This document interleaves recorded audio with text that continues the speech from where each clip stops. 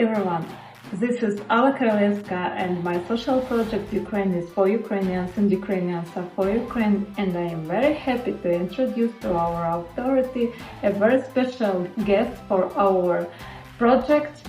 This is the priest of St. Mary's Church in Howth, the region of Dublin, Ireland, Heak, the rector of St. Mary's Church. And this is one of the first persons who met our Ukrainian refugees.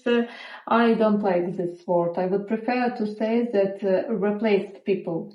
I think it will be much more... We often use the word displaced Ukrainians because a lot of times the word refugee has negative connotations. So displaced Ukrainians sort of works quite well. Don't you remember your first impressions which you had got when you met Ukrainians? When the war broke out in February, for everybody in Ireland, we watched feeling absolutely helpless as we saw Ukraine being invaded.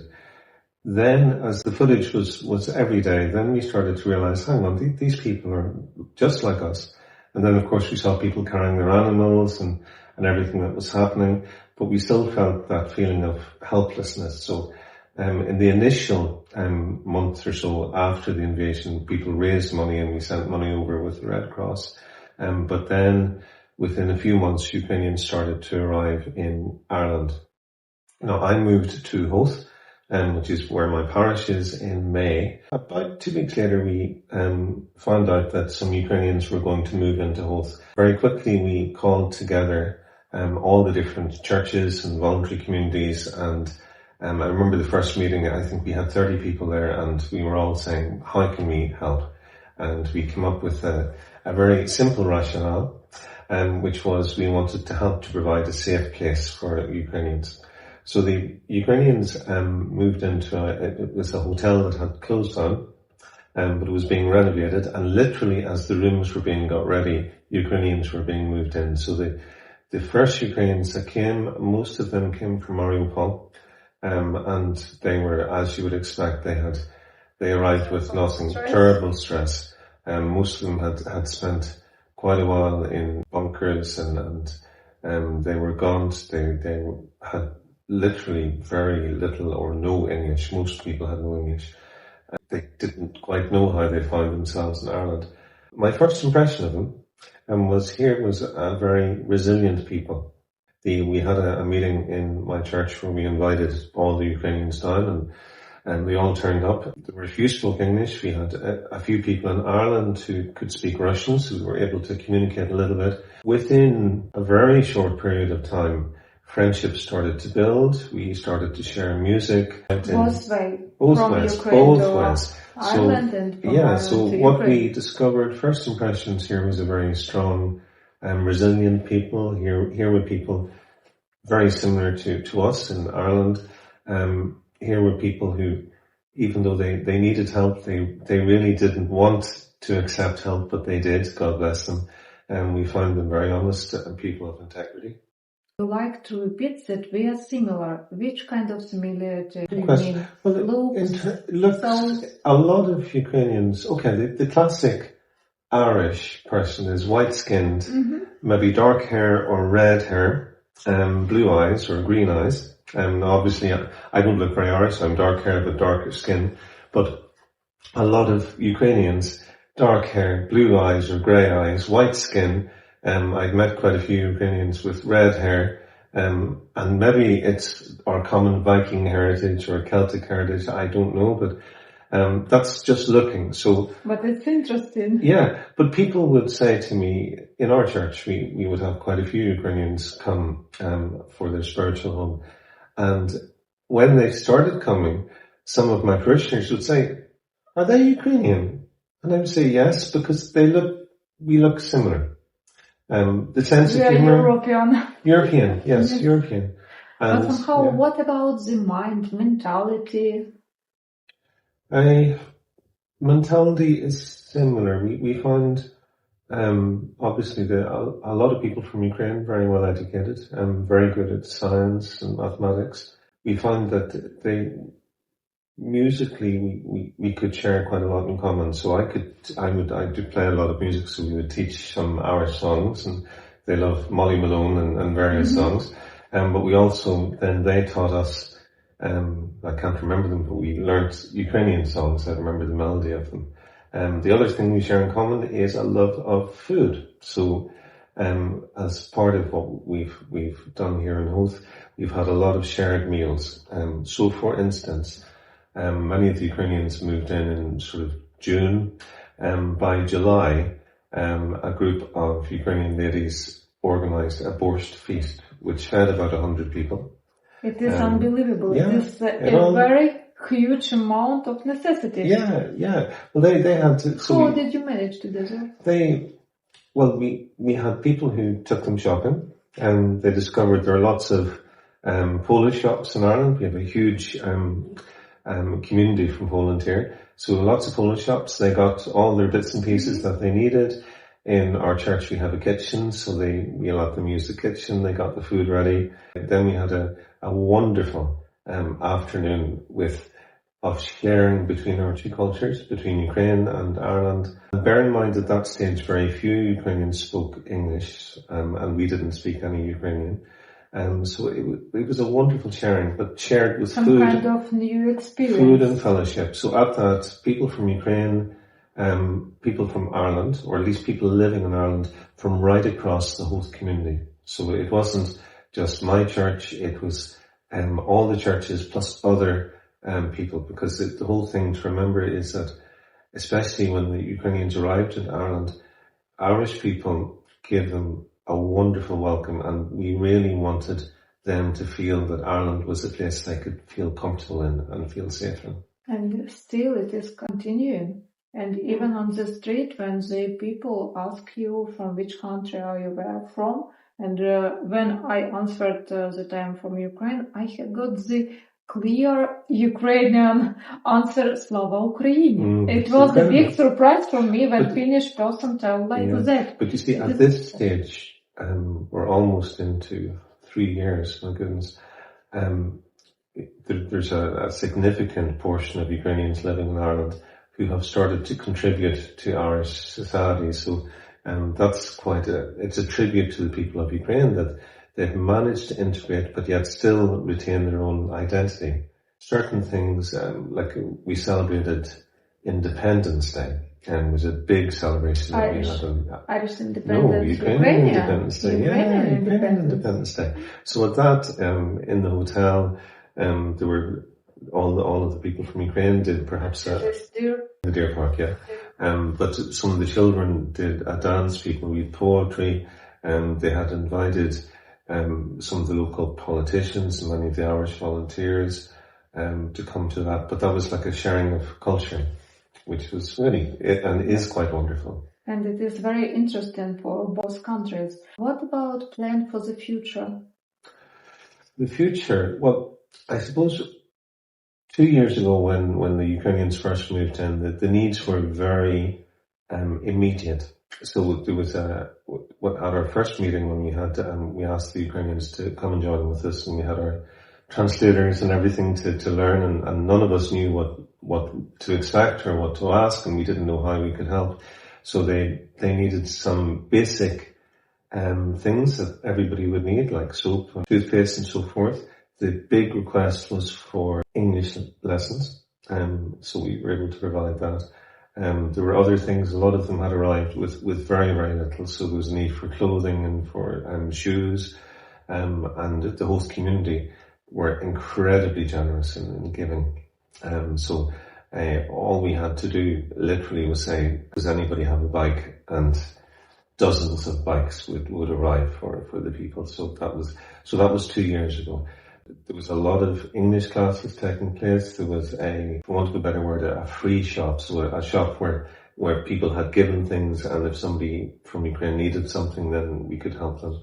You speak about the managed shop, Palyanytsya. Yeah. Irish people bring some things, clothes, shoes, or dishes, or something like that. Ukrainian people just came and took whatever they needed. Yeah, whatever they wanted. There was no charge. It was so that ran for free. Yeah, for free. But that ran for about a year. But then, as the Ukrainians settled and as things got better, then they didn't need that anymore, which was brilliant. And we also had a Friday drop-in centre, which was simply for friendship. So we would have had refreshments like biscuits and home-baked cakes and coffee. Sometimes we had Irish dancing, we had music, we had sharing of culture. And for about 2 years we ran that. But again, at this stage by now, a lot of the Ukrainians are working, they're studying, so they really have, the needs have changed. So now it's more of a friendship level to work with people. So and it's also letting them know that if they need help, we can possibly help them. But it works both ways, because I know that if there was something that I needed, I could ask the Ukrainians and they would help. And they've done that. We've had work parties in the church helping with the grounds, and there will be lots of Ukrainians who would come and help with that.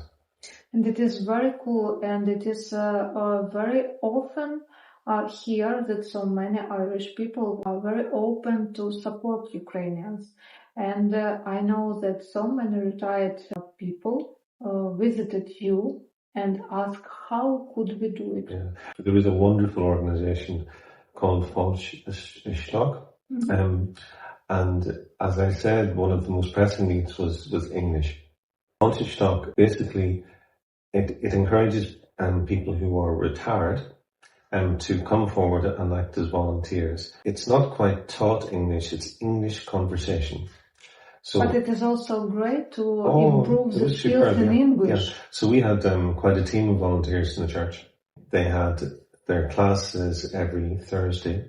We had people from Ukraine, from Syria, from Iraq, all non-English speakers. And they would come, and our volunteers, who are all retired, but really, they have training, they would sit and have a conversation with 2 or 3 people. So what conversation would you have if you go into a shop and you want to buy a loaf of bread? Have a conversation about going on holiday, or have a conversation about how to look after your dog. If you lose your way, all of that. So practice, and those were quite invaluable. And I know, like, it's incredible for me to see some of the people from Ukraine who could not speak English. And these are people in their 50s and 60s, some of whom had never left Ukraine, but they had to. And now they can communicate in English. Which is very cool. It's amazing. It is amazing.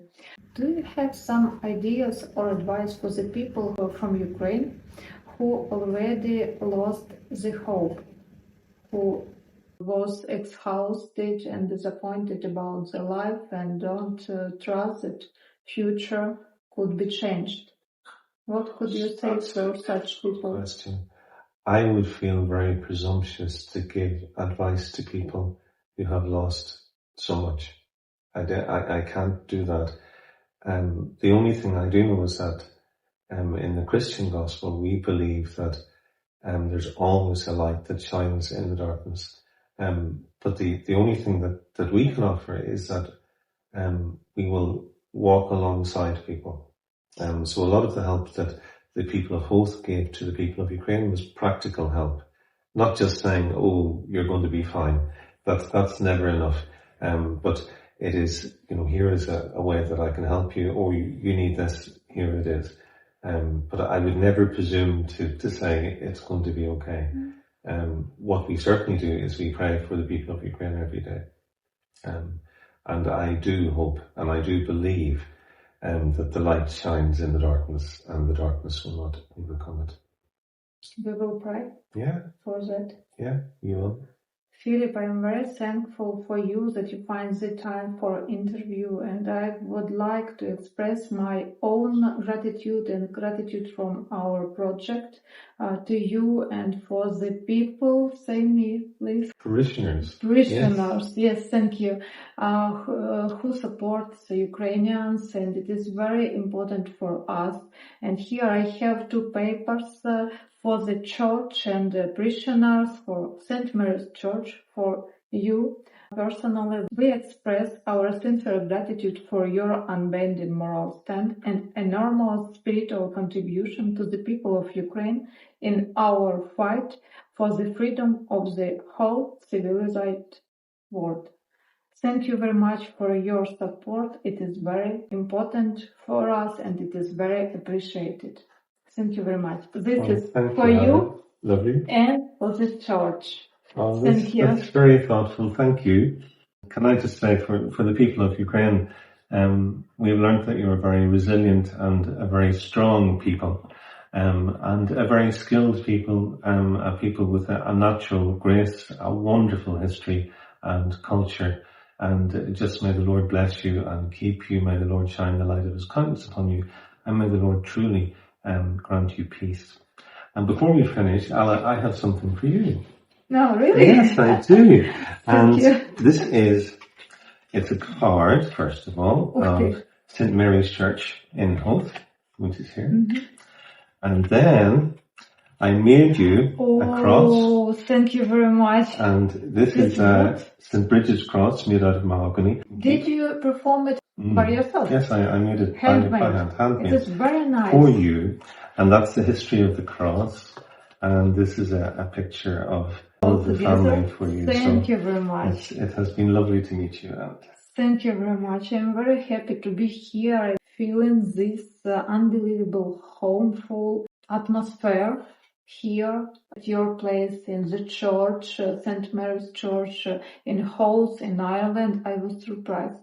And I am very happy about Irish people, how we are really similar in our mind. And thank you very much for your invitation, and thank you very much for your support for Ukrainians. It is very important, really very important for us. I hope to see you and your family at our native living place in Ukraine, and I will be your personal guide. We look forward One to day it. on peaceful time, we will do it. I have been told that when the war comes to an end and we visit Ukraine, I need to bring the clothes that I travel in, but then I need to bring extra large clothes because people will want to give us so much food. So we'll have elasticated waists on our trousers because it would be. But thank you, Alla, for all that you do as well. Thank you very much. It was Alla Korolevska and Philip Heak, and my social project Ukraine is for Ukrainians and Ukrainians are for Ukraine. Thank you very much and see you.